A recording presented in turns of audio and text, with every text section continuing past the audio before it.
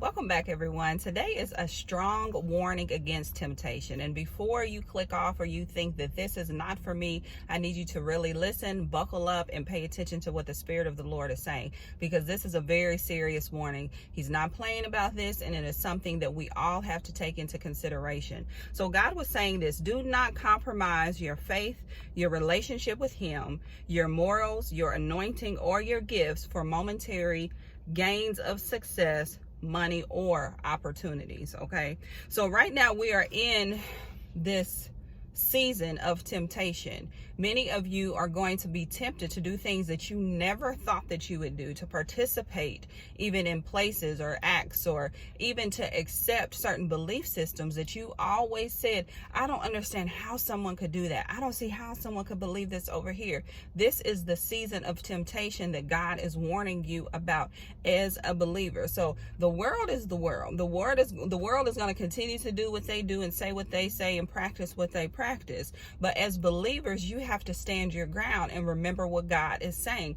Do not compromise your faith. Do not compromise your relationship. Do not compromise your beliefs or your morals, even for momentary gain. Right now, the Lord had given me a lot of dreams and visions, and I'll share one of those visions just here briefly. But right now, we're in a time where people are going to be tempted to do things and to participate in ways for gain that they never thought. And I'm not talking about something that we think is minor, or something that you would think is, oh, well, that's not that big of a deal. No, I'm talking about major things that people are selling their souls for to participate in, so that they can get this success, so that they can have even more opportunities, because God is saying that this is the season where this is happening. So you have to be on guard.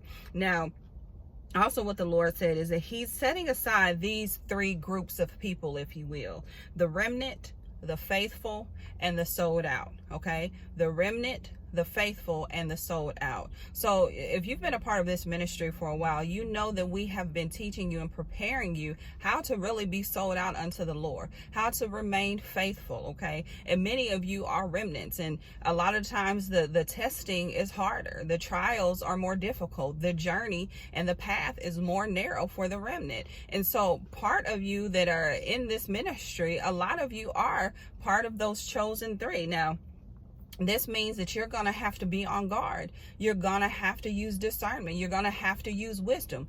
And it takes you trusting God. Because what the Lord was showing me was that these temptations are things that you think that you're going to have to do to sustain you. Or they're things that you think that I have to participate in this. Let's use this as an example, because this was something that the Lord was highlighting to me. Say that you're in a home and the landlord says, in order for you to stay in this house, then he's propositioning you, basically. Okay, and that's one example of something that someone said they never thought that they would do, but yet they find themselves in a situation where they're having to trust God more than man, and because they're fearful, then they end up doing something that they don't want to do. Now, this is what I saw. I saw the enemy reaching out his hand to whomever it was. But the surprising thing was I saw a person reaching their hand right back out to meet the enemy's hand. So God is saying that in this hour, you have got to be careful. Now, like I said, the world is going to do what they do.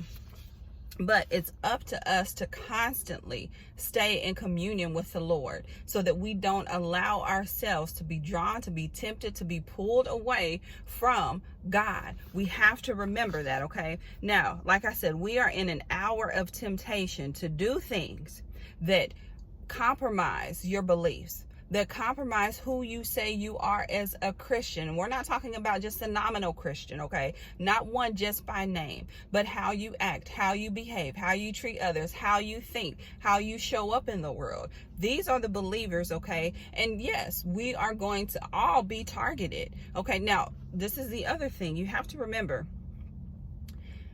It may show up differently for you than it would me, and it may show up differently for me than it would you. No matter the temptation, no matter the degree, no matter the scale of it, then it's going to show up. You better believe that it's going to show up. But this is the thing. This is what God was highlighting in this, is that Lord, just speak through me, because this is something that people, again, I keep saying because this is what God said. Things that you thought you wouldn't do. Okay. Positions that you never imagined yourself in, even things that you judged others for. Then this is what you're tempted to do. Now, the beautiful thing is that God is giving you this word so that you have the warning, so that you know, okay, I can see, I'm seeing this with my spiritual eyes.